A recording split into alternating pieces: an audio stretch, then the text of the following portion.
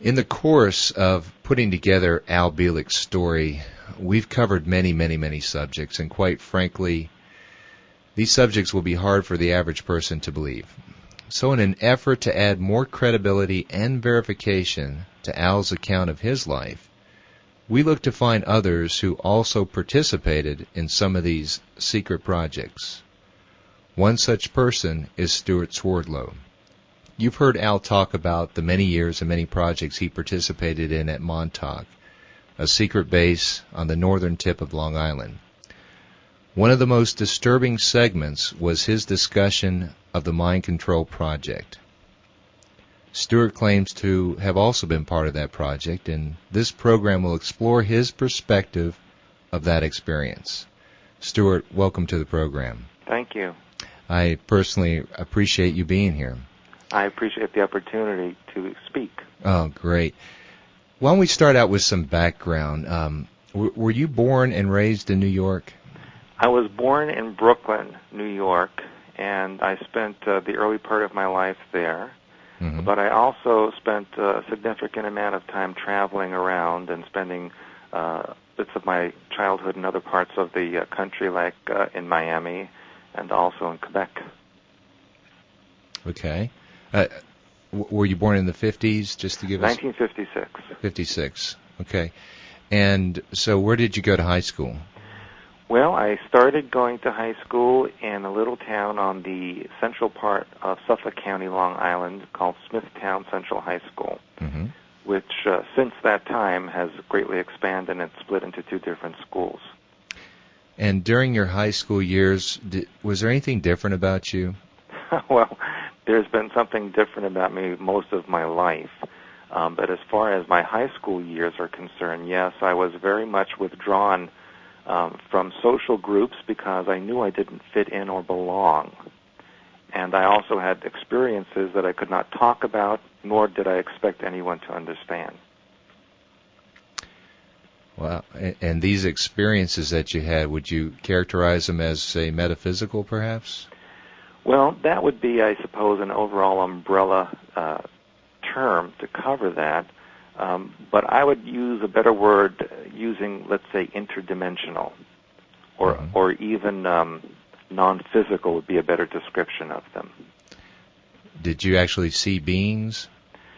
Well, of course I did, but that went way back before high school. In the very beginning, I did remember as a child having experiences with what I now know to be the alien beings. However, as I got older and became a teenager and even into my 20s, that experience developed more towards being with human beings who were in the guise of aliens, and some of whom were in the guise of military personnel who would perform certain experiments and ask me to do certain functions and tasks for them. And this was during high school? That was during high school. I started high school in 1970, and that was just the beginning of the Montauk Project. It didn't become really wild and crazy until about 72, 73. As I understand it, that was kind of the first phase of the mind control part of Montauk. Correct, and it was after that, or actually during that time, that it moved into genetic manipulation and then finally into time travel. Wow. Let's go back. You talked about you had experience with aliens. Do you recall which group? From childhood? Yes. Yeah, from the very beginning, the first memory I have of that was of approximately the age of 3. Wow. And when I was in my room alone at the time, I remember waking up and being taken aboard what I thought was a little bus or a car of some kind that was hovering outside my window. And it wasn't very large because I was only 3 years old, and I remember that my head wasn't that far from the ceiling. And there was only one other being in this vehicle who was about my size. Now, it was not the typical gray that you hear about in books and movies, mm-hmm. but rather it had a kind of a plant-like appearance to it, a slight green tinge to it, slimy, very thin, and it even communicated telepathically, and somehow let me know, even at 3 years old, that it lived like a moving plant. And that was my very first experience with this type of creature. That is not the typical extraterrestrial we as humans think of, but for those who really dig into this subject, there are many references to extraterrestrials who are not humanoid. That's correct, and in fact, it was during that experience, and I wrote about this in my book, Alien Connection. Mm-hmm. This being took me to a platform that was orbiting the Earth, and it was on this platform that I actually met a very wide variety of alien life forms that were in some kind of a council or group, and actually told me about my own creation and genetic inheritance and what I was supposed to do on the Earth. Of course, at 3 years old, I didn't quite understand it. Can imagine. But it was years later that a lot of this information that obviously had been downloaded into my cellular structure started coming to the surface, and I started remembering more and more about that experience. Well, do you think your mother was perhaps implanted to some degree prior to your birth, or there was some manipulation going on while you were in her womb? Well, that's a very interesting question, because I write about this in my Alien Connection book. Mm-hmm. My birth was extremely unusual. In fact, when my mother went into labor with me, she was taken to a hospital that was not completely built yet, and in fact moved her into a wing that wasn't even opened. In fact, it was November and there was no heat and it was quite cold.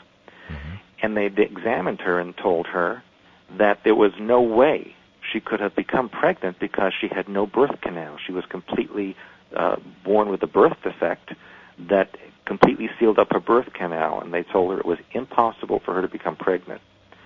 Therefore, they had to do surgery before I was born, while she was in labor, to actually create a birth canal.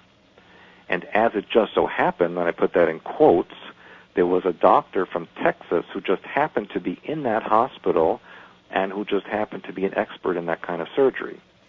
And so he did the surgery, and I was pulled from her womb with forceps, because I was literally hooked onto her pelvic bone.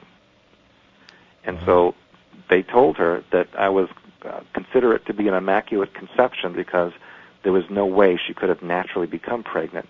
And of course, back in the 1950s, they didn't have such thing as in vitro fertilization or anything like that. So she thought she had become pregnant the normal way, and yet they told her that was impossible.